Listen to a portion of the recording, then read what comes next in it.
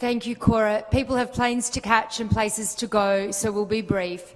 But the last duty is a very happy one, and it's a duty of thanks. We would like to begin by thanking the Hong Kong U Faculty of Law for really what has been an amazing conference.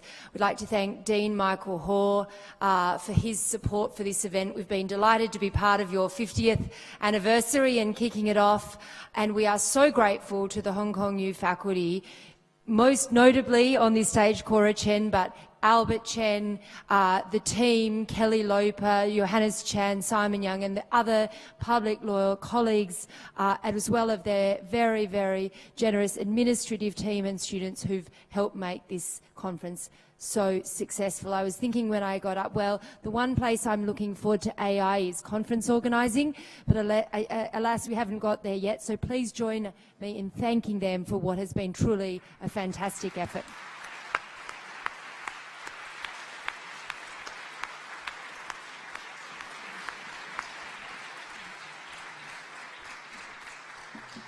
I'm sure many of us will communicate it to you again and again, but we really are completely in your debt for what has been a terrific 3 days. We haven't just talked about Hong Kong, where we started with Jeffrey Ma. We've been to Korea and Taiwan.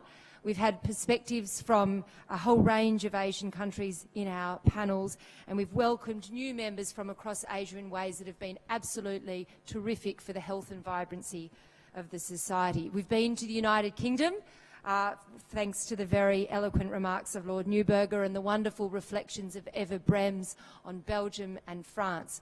We've been to Africa through the reflection on Rwanda and the hate speech and genocide cases from Judge Pillay, Yashgai's wonderful connection of the Pacific and Africa, and of course we have taken a turn to Europe through Kim Lane Shepley's connection of Hungary and Poland with events around the world. It has been a really intellectually stimulating conference, and one that I'm sure will leave us thinking about the great challenges and questions facing our community in the coming weeks and months.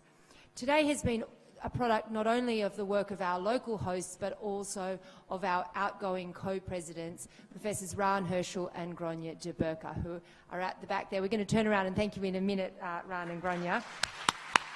Wait. So that's the pre-thanks. We're going to tell you what we're thanking you for, and then we'll stand up and do it properly. So Gronya and Ran have led the Society and organised the conferences starting in New York. They've taken us to Berlin and Copenhagen and now to Hong Kong. And in each case, they have assembled a absolutely first-flight university host and set of jurists and thinkers. They've made the program stimulating and dynamic, and they've made us want to come back for more.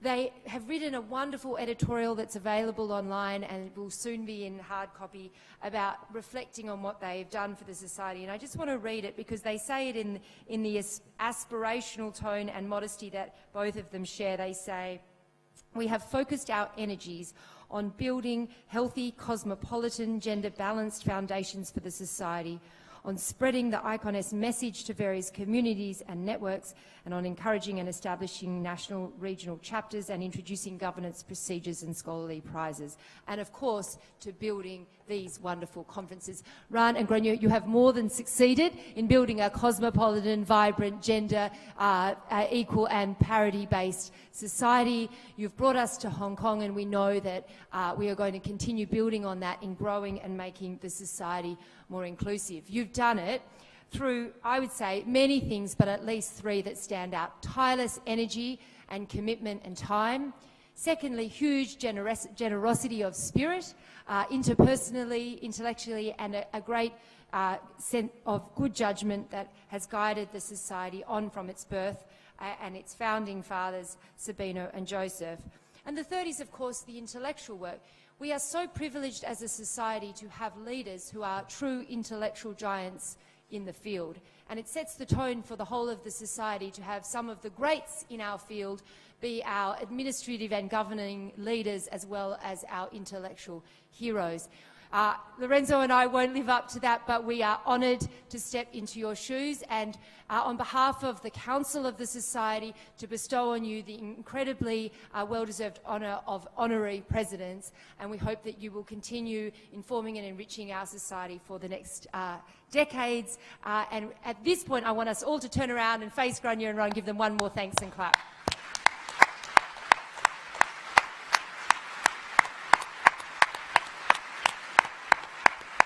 So my incoming co-president, Lorenzo Casini, will just take a couple of minutes to reflect on where we are, and then I will, unseal the Olympic bid and tell you what you already know about where we're going next year.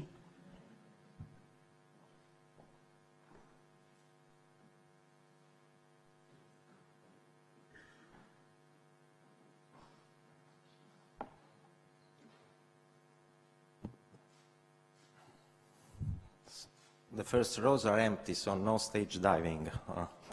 4 years ago, IconS was launched as a new venue and a new opportunity for scholarly discussion, comparison, and evaluation. Because legal scholarship cannot remain exclusively national, and law cannot be understood without reference to other fields.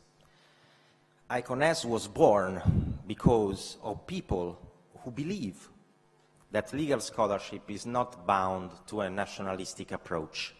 People like you, like us. In Florence, in 2014, the inaugural conference, we were 350 people.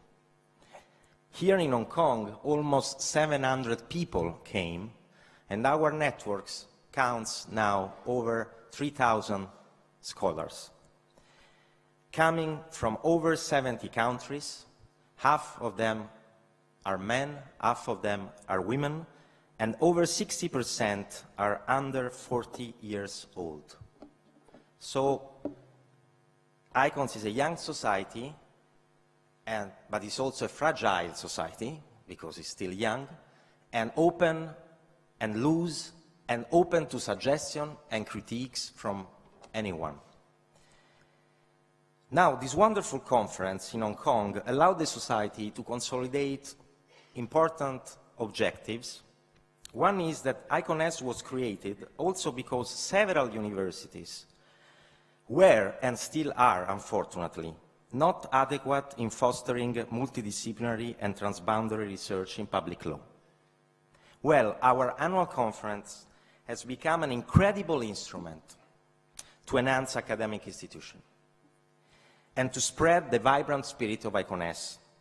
We have celebrated here the 50th anniversary of Hong Kong University, but above all, we have now plenty of institutions which wish to host our annual conference. This means that they see the benefits of the IconS spirit, and they share our aim to transcend borders and traditional divides, so they choose to go global or to remain global, as Hong Kong has done with this conference. But the main result of this conference, I guess, and this is what Cora Chen and Albert Chen told us yesterday night, is that there were many people also from the mainland coming to Hong Kong for this conference.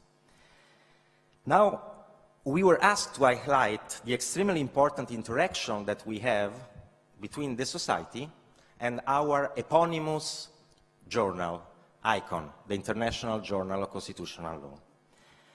ICON is an essential point of reference for IconS. At the meeting of the editorial board last Monday, we heard a report from the editors of the journal, Gloria de Burca and Joseph Weiler. By the usual quantity parameters, the journal is doing better than ever. The rate of submissions is extraordinary, running between 5 to 10 articles per week. And the so-called impact factor keeps climbing, and is the highest for any peer-reviewed constitutional law journal. And the rate of downloads from the ICON archive has climbed over the last 3 years from 50,000 to 350,000 in 2017. So as you will note, the editors of the journal remain steady in their commitment to be subject matter inclusive, constitutional law, administrative law, international law, public international law. You will also have seen the dialogue between law and the social science in general, and between positivism and theory. The recent issues with the focus on Asia and the focus on Latin America is also emblematic. And finally, the commitment to publishing young scholars. This is another sign of the symbiosis between our journal, ICON, and ICON-S, the society. I'm sure I speak for everyone in extending our warmest wishes to the journal, ICON.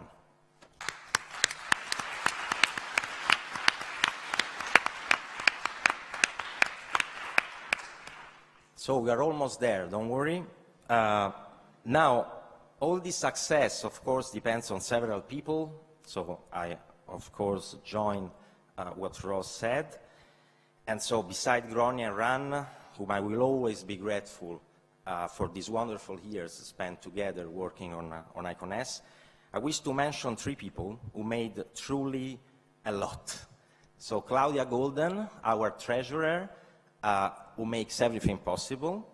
Fred Zaumseil, who takes care of the website, of Twitter, you might have seen during these days, and he treats the website and Twitter as beloved children. And Cora Chan, because she will eventually be able to block me on a Skype account and put my email address in the spam list. So thanks to the three again.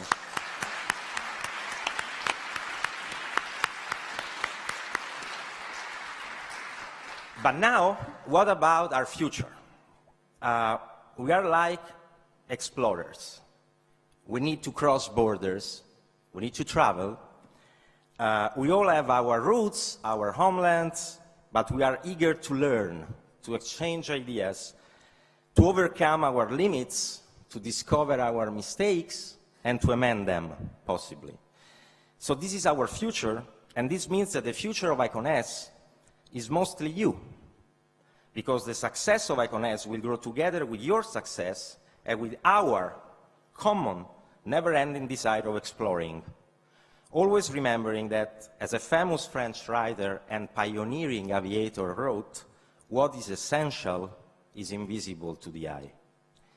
So now we are ready to know which city we are going to explore next year, according to the decision of the Council and of the Executive Committee of ICON-S. And I ask Ross to come here and to join me in giving the announcement.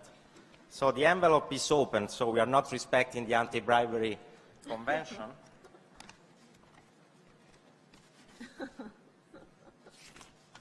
The winner is Santiago. We look forward.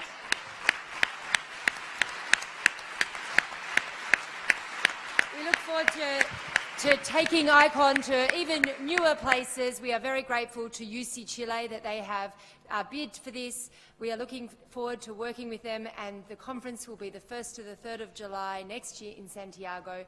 We hope you will all come, you will bring friends and colleagues, and that it will be another opportunity for us to build on all these wonderful achievements. Send the suggestions to me, the critiques to Lorenzo, and we will be in touch via our wonderful journal and iConnect about our plans. We want to welcome Francisco Urbana as a representative of UC Chile, and we really look forward to working with him and Christian and the entire team there in planning and making a conference as good as this one. So thank you all, and see you in Santiago. Exactly. Yes.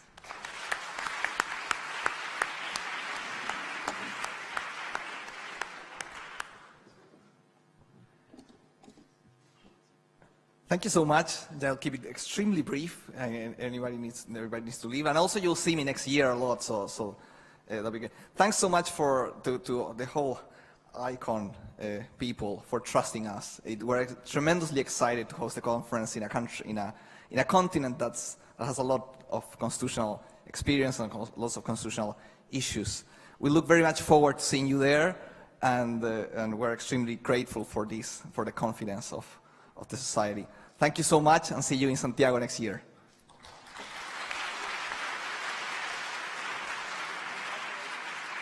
Thank Thank you very much. That formally concludes the 2018 ICONS conference. On behalf of the entire organization team in the host institution, and that includes my colleagues Albert, Kelly, Simon, and the whole administrative team, and the student ambassadors, on behalf of them all, a big thank you, first of all, to ICONS for giving us this opportunity to host the conference, and for the steer and support and immensely hard work of, in particular, Lorenzo, Ros, Ron, Grania, Joseph, Claudia, Richard, whom we've been working with closely at every stage of the preparation. Thank you very much. Also, on behalf of the organization team, I would like to thank our excellent plenary speakers for your insights, for sharing with us your insights, and also to each and every one of you for participating in this conference.